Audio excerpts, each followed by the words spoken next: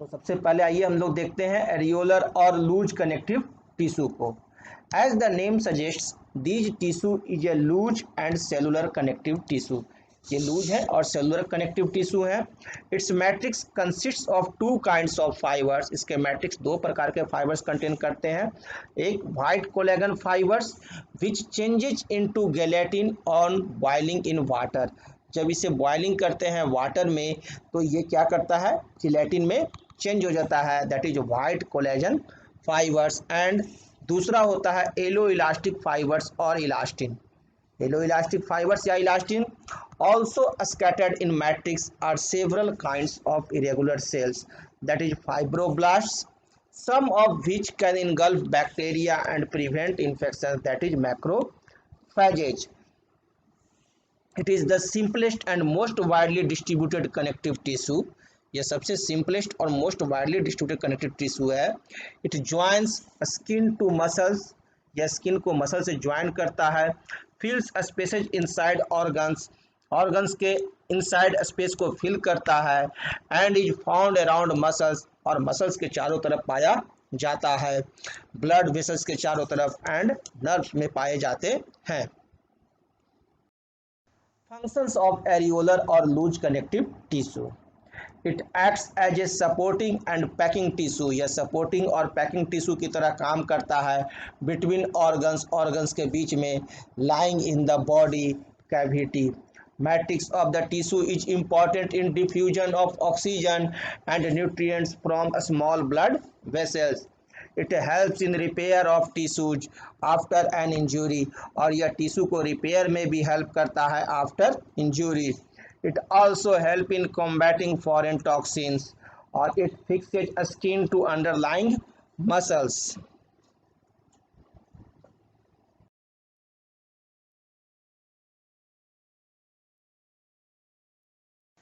Second है dense regular connective tissue. It is a fibrous connective tissue, यह fibrous connective tissue है। It is characterized by ordered and densely packed collection of fibres and cells. यह densely packed होता है collection of fibres and cells का। Dense regular connective tissue is the principal component of tendons and ligaments. ये tendons और ligaments का principal components है। And एपोनेरोसिस,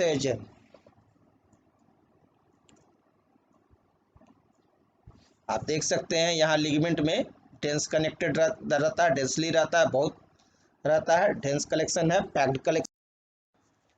tendons, tendons are cord like strong inelastic structures that join skeletal muscle to bone.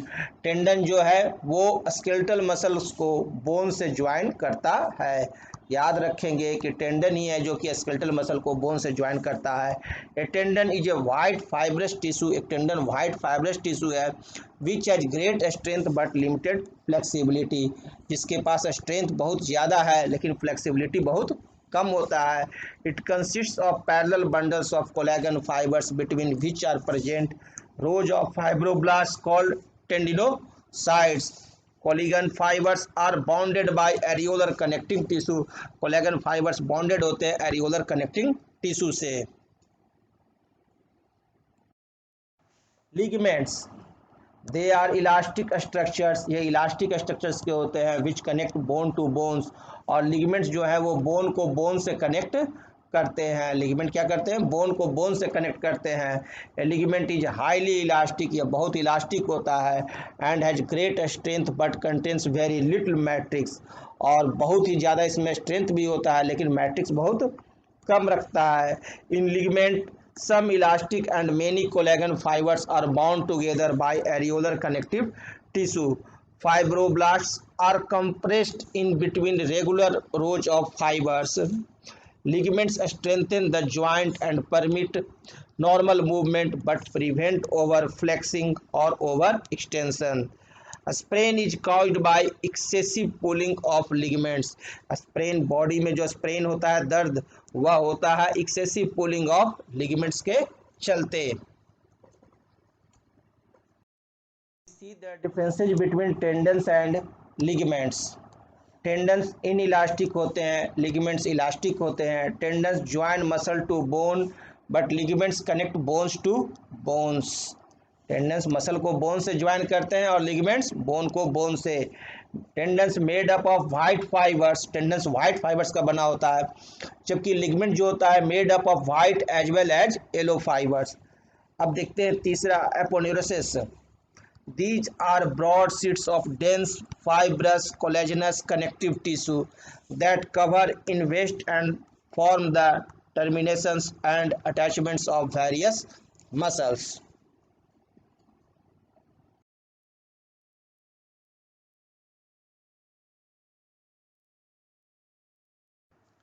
Third है हमारा adipose tissue. ये देखिए adipose tissue है, इसमें nucleus, cytoplasm, fat cell, connective tissue fibres, connective tissue cells, fat globules, blood vessels रहते हैं adipose tissue. Adipose tissue is basically an aggregation of fat cells और adipocytes. Adipose tissue जो है वो एग्रीगेशन होता है फैट सेल्स का या एडिपोसाइट्स का। एग्रीगेशन ऑफ फैट सेल्स और एडिपोसाइट्स को ही हम लोग कहते हैं adipose tissue. Each fat cell is rounded और ओवल इन शेप। प्रत्येक फैट सेल या तो राउंडेड होगा या ओवल होगा शेप में, and contains a large droplet of fat that almost fills its. The fat cells are arranged into lobules separated by partitions of collagen and elastin fibers. Fat cells arranged in lobules, lobules में arrange होते हैं और separated होते हैं by partition of collagen and elastin fibres. These partitions carry blood vessels of lobules. ये partitions जो होते हैं वो कैरी करते हैं blood vessels of lobules. The adipose tissue is abundant below the skin. ये स्किन के नीचे एबंडेंट मात्रा में पाए जाते हैं, बहुत मात्रा में पाए जाते हैं। Between the internal organs that is around the kidney, और किडनी के चारों तरफ, एंड एलो बोन मैरो, और एलो बोन मैरो में पाए जाते हैं adipose tissue. Functions of adipose tissue. Serves as a fat reservoir, यह फैट रिजर्वायर की तरह कार्य करता है। Provide shape to the limbs and the body, यह शेप प्रोवाइड करता है लिम्स और बॉडी को। Keep visceral organs in positions, it form shock absorbing cushions around kidneys and eyeballs. Acts as an insulator, और insulator की तरह कार्य करता है। Being a poor conductor of heat, it reduces heat loss from body, that is it regulates body temperature, यह body temperature को भी regulate करता है।